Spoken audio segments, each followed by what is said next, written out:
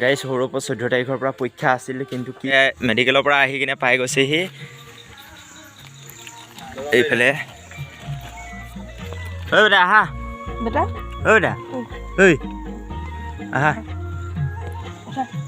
এয়া আমাৰ হিৰো আহি গ'ল মেডিকেলৰ পৰা ন বেটা, আহা আহা।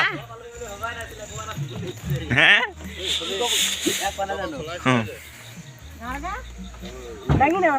দাঙি ল।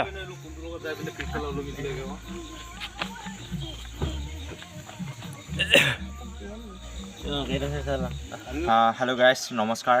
আৰু এটা দুখৰ খবৰ যে যোৱাকালিৰ আমাৰ আৰু ভতিজাৰটো মানে আমাৰ দাদা ল'ৰা হয়, মোৰ ভতিজা হয়।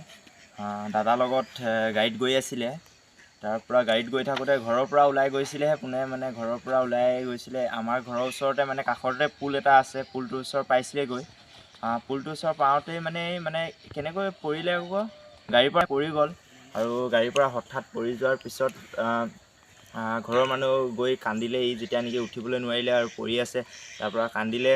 তাৰ পৰা ঘৰৰ মানুহ লমাই গ'ল আৰু বাপেকো গাড়ীৰ পৰা নামি আহি চালে। তাৰ পৰা হাত এখন দেখিছে যে হাতখন বেকা হৈ গ'ল সম্পূৰ্ণ। তাৰপিছত লাহে লাহে গৈ ফুলিবলৈ ধৰিছে হাতখন, মানে চুবলৈ নাই দিয়া। তাৰপিছত দাদা আৰু বৌৱে আৰু গাড়ীত উঠাই তাৰ পৰা আকৌ মেডিকেললৈ লৈ গ'ল, ডুমডুমাৰ মেডিকেলত যে নিলে। তাৰপিছত ডুমডুমাৰ মেডিকেলত নিয়াৰ পিছত চুনা কপি এক্সৰে কি কৰিলে আৰু ডক্টৰে। তাৰপিছত তাৰ পৰা কৰাৰ পিছত যে দেখা পালে যে ইয়াতে হাতত যিকেইডাল হাড় থাকে, ইয়াৰ দুডাল হাড় ভাঙি গৈছে সম্পূৰ্ণ। তাৰপৰা এডাল মানে অলপ ছাইড হৈ গৈছে। তাৰ পৰা এতিয়া প্লাষ্টাৰ কৰি থৈ দিছে, প্লাষ্টাৰ কৰি থৈ দিছে মানে কৰি দিলে। তাৰপিছত ডুমডুমাৰ নাৰ্ছিং ৰুমত নিলোঁ, ৰাজেশ বৰ্মন তাত নিলোঁ। আৰু তাত মানে ভাল চিকিৎসা কৰে, আৰু চিকিৎসালৈ মানে ডক্টৰটো একদম মানে নিজৰ ঘৰৰ দাদা নিচিনা সেনেকুৱা ধৰণৰ লাগে। মানে দাদা আহি কিনে কৈছে মানে পূৰা ফ্ৰী মানে ডক্টৰজন। আৰু তাৰপিছত ডক্টৰজনে চালে মেলিলে যে তাৰপিছত ধুনীয়াকৈ মানে এই প্লাষ্টাৰ কৰি দিছে। আৰু ইয়াত 1.5 মাহ দিন থাকিব দিছে, 1.5 মাহ দিন এনেকৈ থাকিব। তাৰপৰা এতিয়া চেকআপলৈ মাতিছে, আকৌ 3 দিনৰ পিছত চেকআপলৈ মাতিছে। 3 দিনৰ পিছত কালিলৈ হ'ব। আজি 1 ৰাতি গ'লেই বাৰু, কালিলৈ হ'ব। কালিলৈ আকৌ চেকআপলৈ যাম, আকৌ কি কৰিব আৰু ডক্টৰজনো বহিলে বাৰু, ডুমডুমাতে আছে। তাৰ পৰা তোমাৰ কেনেকুৱা লাগিলে ডক্টৰজনক? ভালে লাগিলে ন? বিষাইছিলে নি? ই গমেই নাপায়, ইয়াক বেজি দি ল'লে, তাৰপিছত নিবিষালে। আৰু ঘৰততো পূৰা চিঞৰি কান্দিছিলে। আৰু এতিয়া ঘৰত আছে বাৰু, এতিয়া সুস্থ হৈ আহিব।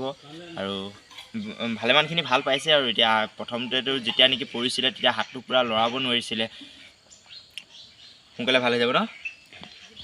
গাইজ সৰুৰ পৰা 14 তাৰিখৰ পৰা পৰীক্ষা আছিল, কিন্তু কি হৈ গ'ল, দিবলৈ চেষ্টা কৰিব লাগিব, অলপ নিবলৈ চাব লাগিব। মানে হাতটোৰ বিষটো কমিবও পাৰে, তেতিয়া মানে পৰীক্ষা দিবলৈ লৈ যাম। বৰ্তমান এতিয়া একদম বহুত ভাল দেখিছোঁ। মানে কালিতো একদম মানে মই ভাবিছিলোঁ যে কি হৈ গ'ল হঠাৎ। মোক দাদাই যেতিয়া নেকি কল কৰিলে, মই দোকানত আছিলোঁ। মাধৱপুৰত জানেই, দোকান খুলিলোঁ, হোটেল খুলিলোঁ বুলি। আৰু মই ভিডিঅ' বনোৱা নাই বাৰু হোটেলৰ।